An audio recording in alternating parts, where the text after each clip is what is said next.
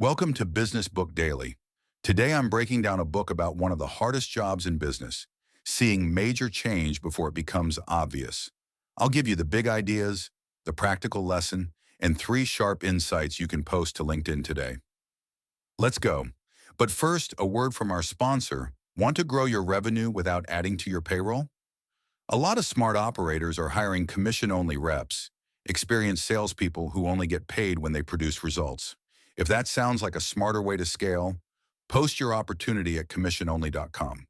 Thousands of motivated reps are actively looking for performance-based roles right now. Commissiononly.com. Today's book is Only the Paranoid Survive by Andrew Grove. Grove was Intel's former CEO and one of the clearest thinkers in business when it came to competition, disruption, and survival. His core argument is simple. Companies usually don't fail because they stop working hard. They fail because their industry changes and they react too slowly. That's what makes this book useful. Most leaders assume a serious threat will look obvious when it arrives. Usually it doesn't. It starts small. A new competitor looks unimpressive. A new technology seems niche. Customer expectations shift a little at a time. Grove's point is that by the time the threat feels undeniable, your best options may already be gone. The key idea in the book is the strategic inflection point. That's the moment when a major change in technology, competition, pricing, regulation, or customer behavior starts reshaping your industry. After that, the old playbook stops working the same way. You can keep using it, but performance starts slipping, sometimes fast. One of Grove's most useful ideas is the 10 times force.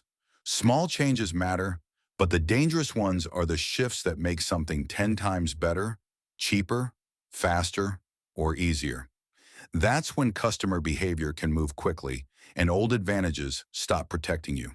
If you only watch your current competitors, you'll miss the strange alternative that looks harmless until it isn't. Another strong lesson is that important signals usually show up at the edges first. Sales teams hear new objections. Customer-facing employees notice changing expectations. Engineers see where technology is heading. Frontline people often spot the future before executives do. If leaders only listen to formal reports, they miss what's happening in real life. Grove also makes a smart point about paranoia. He doesn't mean panic. He means disciplined alertness.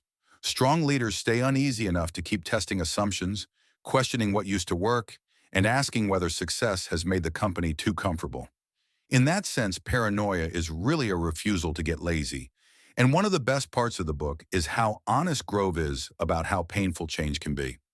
Sometimes the right move is clear on paper and still hard to make. Intel had to shift away from the memory chip business that helped define the company and move toward microprocessors. That wasn't just a business decision, it was an identity decision. Sometimes strategy means letting go of the thing that made you successful in the first place. So how do you apply this? Start by asking where your business assumes the future will look like the recent past.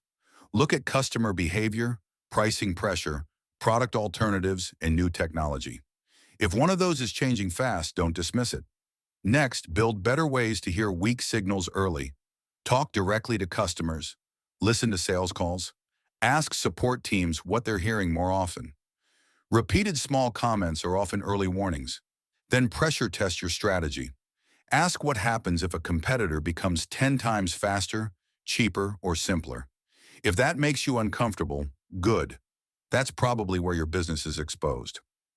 Now here are 3 insights worth sharing. First, most companies don't miss change because the evidence was hidden. They miss it because the old model kept working just well enough to delay hard decisions. Second, strategic inflection points punish confidence without vigilance. The more success you've had, the more discipline it takes to admit the rules may have changed.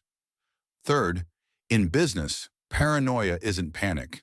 It's the habit of questioning assumptions before the market does it for you. Today's closing sponsor is memoirghostwriting.com.